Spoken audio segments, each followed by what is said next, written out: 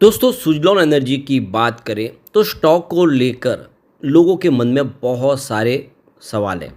लोगों को लगता है कि सुजलॉन का स्टॉक आने वाले समय कोई खास प्रदर्शन नहीं करेगा, क्योंकि आप देख सकते हो कि स्टॉक ऑलरेडी बहुत ज़्यादा दौड़ा है और 1 रुपये से 40 रुपये तक पहुंचा है। अब आगे जाने की संभावना बहुत कम है।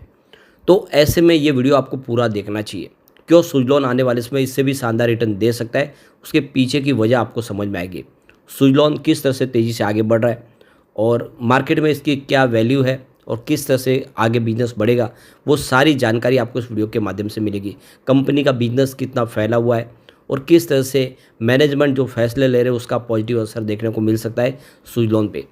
अभी रिसेंटली हमने ऑलरेडी डिस्कस भी किया है कि सुजलॉन के वाइस चेयरमैन गिरीश तांती को आप देखें तो ग्लोबल विंड एनर्जी के वाइस चेयर बनाया गया है। इसका मतलब ये है कि जो अनुभव इनके पास है उसको देखकर ही इतना बड़ी जिम्मेदारी इनको सौंपी गई है। तो क्लियरली ये समझ में आ रहा है कि आने वाले समय कंपनी कुछ बड़ा कर सकती है। तो यहाँ पे इन सारी बातों को समझने की कोशिश करेंगे। एक बड़ी अपडेट निकल के आ रही है जिसको इस वीडियो के माध्यम से डिस्कस करेंगे। लेकिन फ्रेंड, उससे पहले अगर आप पहली बार हमारे चैनल पे आए तो चैनल को सब्सक्राइब कर दीजिए, एक बेल आइकॉन दबा दीजिए ताकि जब भी नया वीडियो बने पहला नोटिफिकेशन आपको मिले। वीडियो पसंद आए तो लाइक से जरूर कीजिए।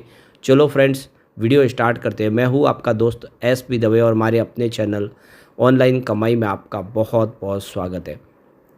तो सबसे पहले सुजलॉन के कारोबार की बात करें तो फ्राइडे के दिन 41.65 पर क्लोजिंग थी। 1.19% की गिरावट देखने को मिली। तो ये जो गिरावट, इसके पीछे वजह यह है कि एक तो स्टॉक इस समय स्टेज 4 में है ASM लिस्ट में, जिससे वॉल्यूम लिमिटेड हो चुका है, इंट्राडे ट्रेडिंग बंद है और बाजार में भी 600 पॉइंट की भारी भरकम गिरावट हुई और सुबह शुरुआत हुई 200 पॉइंट की तेज़ी के साथ। तो ऐसे कह सकते हैं कि लगभग 800 पॉइंट की भारी गिरावट हुई है। ऐसे में थोड़ी सी स्टॉक में तो गिरावट की संभावना बनती है। लेकिन यहाँ पे जो सबसे अच्छी खबर इसके लिए है कि पिछले 1 महीने से पूरे अप्रैल महीने में अगर आप देखें तो स्टॉक ने 40 के स्तर को बहुत मजबूती से पकड़ के रखा है। भले ही इससे नीचे चला जाता है स्टॉक, लेकिन फिर से 40 के स्तर पे आ ही जाता है। 1 अप्रैल को इसकी जो इंट्राडे की हाई है वो 41.75 की और लो 38 की है। अब आप देख सकते हो कि 25 अप्रैल की बात कर ले तो ये देख सकते हो कि आपको इंट्राडे की जो लो है वो 41 के आसपास दिखाई देगी। यानी पिछले 1 महीने में देखो स्टॉक 41 के आसपास ही है। हो सकता है कभी 38 तक गया हो, थोड़ा सा इसमें तेजी आई हो, 42 43 भी गया हो, लेकिन ओवरऑल देखे तो आपको 41 के आसपास ही दिखाई देगा। इसका मतलब ये है कि 40 का एक मजबूत सपोर्ट है जिसके नीचे स्टॉक इस समय नहीं जा रहा है। जैसे ही जाता है कि बाउंस बैक देखने को मिल जाता है हमें।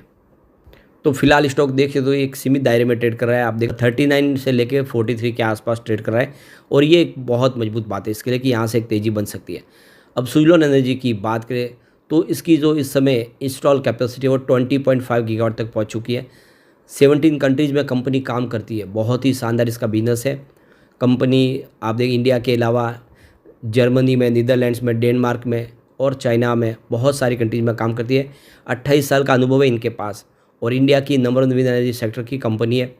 और इंडिया का अगर पोर्टफोलियो देखें तो 14.5 गीगावाट के आसपास है और वर्ल्ड लेवल पे इंडिया के आउटसाइड देखें तो 6 गीगावाट का इंस्टॉल कैपेसिटी सुजलॉन की है, जिसमें कंपनी 2 मेगावाट और 3 मेगावाट सीरीज के विंड टरबाइन बनाती है। अब देख सकते हो कि कंपनी की जो शुरुआत 1995 में हुई थी और उसके बाद में कंपनी ने लगातार अपने कारोबार को बढ़ाया। कंपनी विश्व के अलग अलग देशों में बहुत तेज़ी से कारोबार करी और इंडिया में तो आप समझ ही सकते हो कि ऑलरेडी ये नंबर 1 है। सबसे बड़ी बात है इसकी ऑर्डर बुक, जो इस समय देखें तो आप कम से कम 3157 मेगावाट से ज़्यादा की ऑर्डर बुक है कंपनी के पास, जो आने वाले समय यानी कम से कम 2-3 साल में कंपनी आराम से इन ऑर्डर को कंप्लीट कर सकती है। फिलहाल काम की कोई चिंता की बात नहीं है और बहुत सारे ऑर्डर जो इस समय पाइपलाइन में, कुछ टेंडर सरकार जारी कर रही है, वो टेंडर इनको मिल सकते हैं या फिर दूसरे किसी क्लाइंट को मिलेंगे तो भी विंड टरबाइन इंस्टॉल करके उसकी मेंटेनेंस का काम तो सुजलॉन को ही मिलेगा। जो भी टेंडर सरकार की तरफ से जारी होंगे, गुजरात में और तमिलनाडु में सरकार टेंडर जारी करने जा रही है। अब आप देख सकते हो बहुत बड़े बड़े क्लाइंट इनके पास है, जिसमें आप देख सकते हो कि ACC group, Adani renewable energy, Aditya Birla group, GAIL, BlackRock, ITC, Reliance industries, इस तरह से जो इंडिया के बड़े बड़े कॉरपोरेट हाउस है वो सारे इनके पास क्लाइंट है और इसीलिए आप समझ सकते हो इसका बिजनेस वाकई में शानदार है। सबसे जो बड़ा इसके लिए प्लस पॉइंट है वो है कंपनी ने अपना सारा कर्ज खत्म कर दिया है। आप देखें तो जो मार्च 2023 तक 1180 करोड़ का भारी भरकम कर्ज था, इस समय 719 करोड़ का कंपनी के पास कैश फ्लो है। सारा कर्ज खत्म हो चुका है और ये सबसे बड़ी जीत है सुजलॉन की। 2020 के पहले अगर आप देखें तो डूबने वाली थी सुजलॉन। 14 बैंकों का भारी भरकम कर्ज था और बैंक बहुत ज़्यादा तकाजा करी थी। ऐसे में सरकार ने उन सारी 14 बैंकों का कर्ज अपने ऊपर ले लिया और पूरी तरह से टेंशन फ्री कर दिया सुजलॉन को। और आप देख सकते हो वहाँ से एक नई शुरुआत की।